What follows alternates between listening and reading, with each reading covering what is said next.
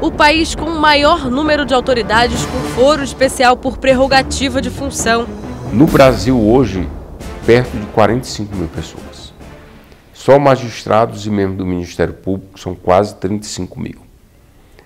Nós temos 5.562 prefeitos.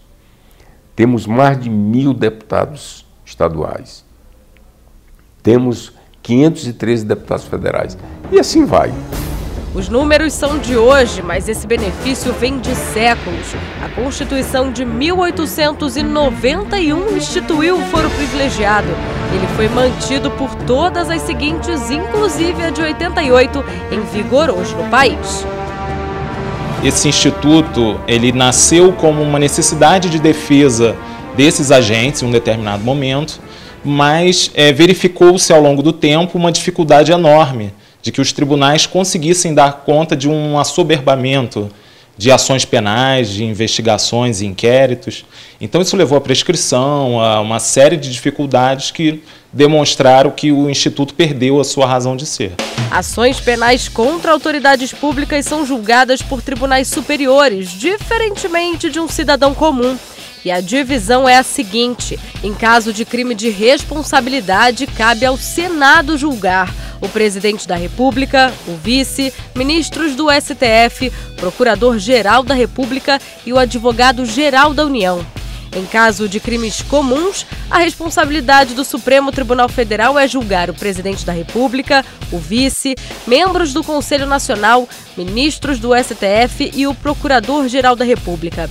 O Superior Tribunal de Justiça julga nos crimes comuns governadores de estados e do DF, e também crimes de responsabilidade atribuídos a desembargadores estaduais, membros dos tribunais de contas dos estados e dos municípios, além de agentes do Ministério Público que atuem nos tribunais. Já os tribunais regionais federais julgam nos crimes comuns e de responsabilidade juízes federais, do trabalho, da Justiça Militar e procuradores da República. Essa lista aí não tem nem a metade das funções com direito a foro privilegiado. É uma organização nada simples e que, com a grande quantidade de autoridades com foro privilegiado hoje, também não é nada eficaz. É uma quantidade incomensurável. E o foro privilegiado termina sendo uma maneira que as pessoas têm para encobrir seus malfeitos. Então a pessoa realiza alguma coisa errada e a sugestão que se dá a ele é o seguinte: se elege deputado federal, se elege senador, ou se elege deputado estadual, para que você tenha direito a um foro privilegiado. E tendo direito ao foro privilegiado, o seu julgamento vai demorar. O foro privilegiado não é exclusividade do Brasil. Existem outros países que adotam sistemas parecidos, como Portugal, Espanha, Argentina e Colômbia. Mas em nenhum outro país tantas autoridades têm essa prerrogativa.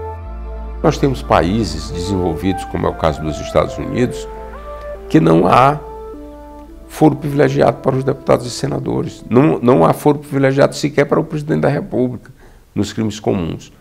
E nós podemos dizer que o deputado federal americano ou o senador americano não tem independência para o exercício do seu mandato? Não. É um dos países mais democratas do mundo, onde há mais democracia no mundo são os Estados Unidos. E lá não tem foro privilegiado. Na esfera federal, os crimes são julgados pelo Senado e pela Suprema Corte. Mas hoje há uma enorme quantidade de processos na responsabilidade do Supremo Tribunal Federal. Resultado: demora. Só para receber uma denúncia, o Supremo Tribunal Federal tem passado 567 dias. O Supremo Tribunal Federal tem uma pauta, uma agenda extremamente sobrecarregada. E a função principal dele não é servir de corte criminal. Claro. A principal função dele é decidir sobre questões constitucionais. E quanto mais lentidão, mais complicado fica, até chegar a um ponto que ninguém quer: a prescrição. Quando um processo demora muito, ocorre a prescrição e, diante da prescrição, gera a extinção da punibilidade. E, havendo a extinção da punibilidade, o judiciário não pode mais condenar a pessoa. Exatamente o contrário do que a população espera.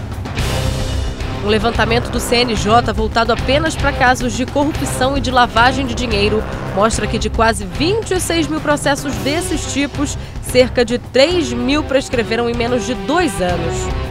Para evitar que crimes comuns cometidos por autoridades fiquem sem a devida punição, a Associação dos Juízes Federais do Brasil fez uma consulta aos associados. Seria a solução acabar de vez com o foro privilegiado? Dos 595 magistrados que responderam à consulta, 93% são favoráveis a alterações no regime de foro privilegiado para crimes comuns e 56,6% votaram a favor da extinção completa desse mecanismo.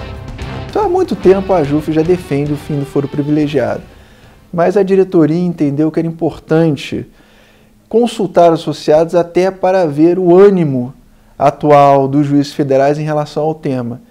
E o resultado não surpreendeu, manteve a posição histórica da AJUF de ser absolutamente contra o foro privilegiado, inclusive para os próprios juízes, ou seja, a posição da diretoria da AJUF, dos juízes federais do país, é pela extinção completa e integral do foro privilegiado para crimes comuns.